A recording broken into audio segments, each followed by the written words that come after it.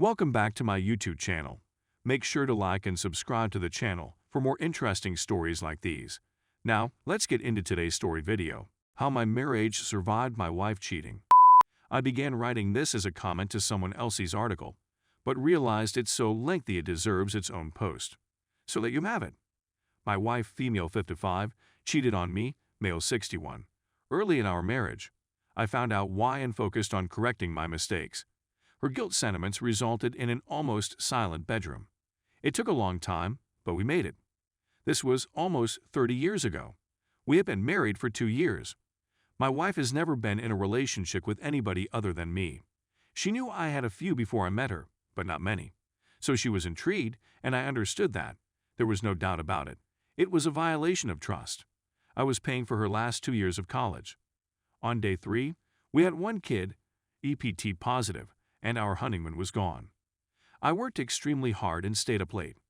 She was tremendously envious of a coworker, an actual beauty pageant queen with whom I shared a real office with a lockable door. She had no cause to be concerned. I was a decent lad, as did she, and she was much out of my league anyhow. In fact, many ladies almost flung themselves at me, and I waved them off. No one who has been cheated on should blame themselves, and I don't, but you can understand it if you examine the circumstances. New family, new job, extremely late hours, and then they had me go to trade events to show off my work. In year 2, I was gone for 60 days, a few days at a time. Furthermore, it was just my second relationship, and the last one had ended abruptly. I had no concept how to be a good attentive boyfriend or spouse, or that this incredibly gorgeous lady needed to hear how much I loved her and how lovely she was all the time. We were both so busy creating our life and caring for our kid that we didn't have much time for each other, although we did go out with friends on a few occasions. This man, a guy her age from college, certainly got into her brain. I'm 6 years older than she was at the time. When we bumped into him at a party one night, I sensed a feeling that didn't set right with me, but she stated she was assisting her buddy, female 23, in getting with him, and that made sense. Anyway, I had to pick up the child from the babysitter, and we had a small argument because I wanted her to accompany me. She said that she needed to assist a buddy. Then I saw she wasn't wearing any underwear underneath her short skirt and hose. Her buddy confirmed her account, but I was still enraged. She was not going with me. I stormed out.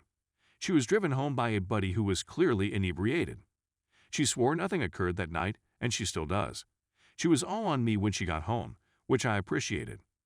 Nothing appeared out of the ordinary over the following several days, and I let it go after making it plain that it was not okay. She seems to agree.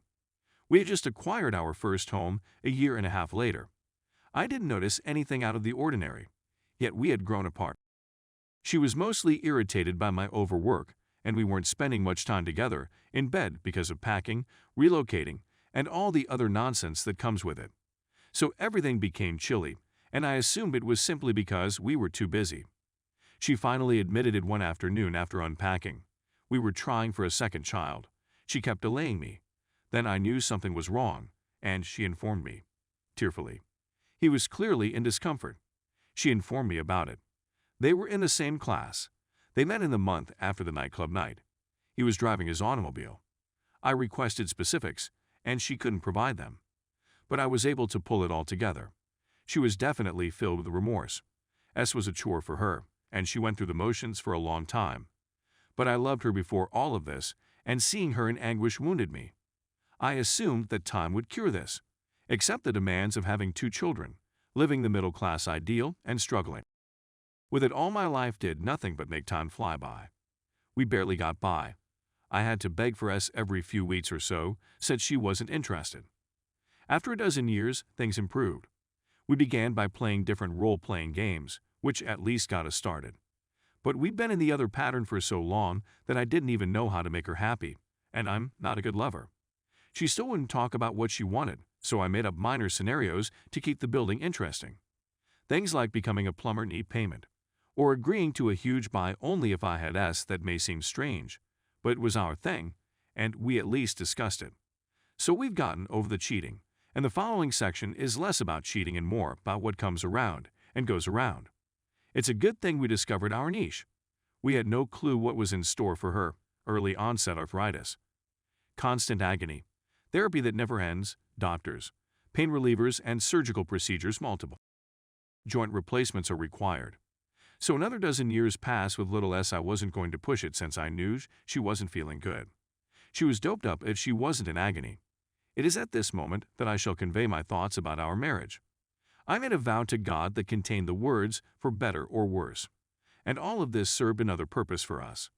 We learned how to help one another. We figured out how to communicate. She's an expert at picking up on nonverbal signs, and I'm aware of it. I did see a little porn as her sickness progressed. I recognized it was nonsense, wasn't impressed, and moved on to more realistic S materials. I was seeking for ways to improve our life. To be honest, I learnt about the and the G-spot through reading the tales. But I didn't have somewhere to go with it as long as she was sick. Then there was the miracle. It all began with awful news. Her health had been harmed by the pain relievers, and she couldn't take them anymore. It was scary for her to be in agony, but we took on the challenge jointly. We debated between a hot tub and a pool for physical therapy since I'm a cheapskate, and because we were experimenting with everything, CBD. She also had to psychologically go through it all, which she did admirably. There was a surge of energy and a penchant for, as well as, and I got to put my newfound knowledge to action. It's okay, you can laugh about it. I certainly do. But hold on, there's more. COVID had struck just as we were about to begin enjoying the pool. We were able to spend more time together, and we looked like newlyweds. Newlyweds aged 60/54. And well, we tested out the hot tub. I didn't want to go to the pool since it was too exposed to our neighbor's view.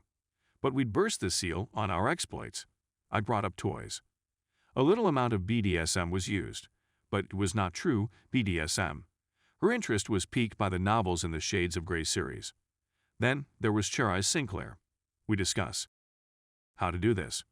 But I discovered that reading will not help me become a DOM. She also desired a DOM, so she suggested swinging. Oh my, I didn't respond properly. I didn't talk to her about it for a few months, but I did do it. I conducted some research. I investigated swinging. I looked at Reddit sites. I discovered blogs. I joined a few of websites. No, that was for science. After a few months, I returned to her with a proposal. Our bargain was that we had to be in much better physical shape before we could join the swinger realm, particularly as an elderly couple. But owing to my study, I had a few visions in my brain of what the eventual outcome may be. As a result, we were both motivated.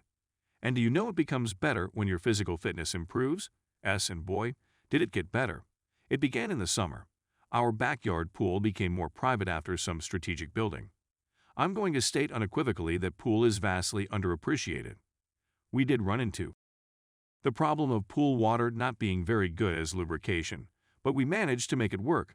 But then something strange happened. I lasted a couple of hours in the water one day. I assumed it was simply the temperature changes. Then it began to happen outside of the pool. Some guys find it annoying because they cannot for as long during, but in my opinion, as a 60-year-old man, I'm entitled to 2 hours of. And we had that impact for almost 3 months. And we've had a couple swinger experiences since those incredible days building up to last autumn. Hey, it's been a lot of fun. And when you consider that we spent almost 30 years without having much, well, I feel like I was due this. Persistence has clearly paid off. We've taken a step back from our fast-paced freight train run and entered the swinger lifestyle. There are also more aspects involved. However, we are still extremely good together and to each other. If you only remember one item from this epic-length narrative, make it this. Cheating does not have to be the end of the road. It also does not have to take over every area of your relationship after that. What we do to ourselves is much more dangerous than anything that occurs to us. And it's also true that sh*t happens. Don't look for another kind of perfection. There isn't one. Find a fighter to share your life with, someone who is willing to battle through it all with you. And make a commitment to each other to love and support one another, even after you cheated. Also, be patient, and please forgive yourself.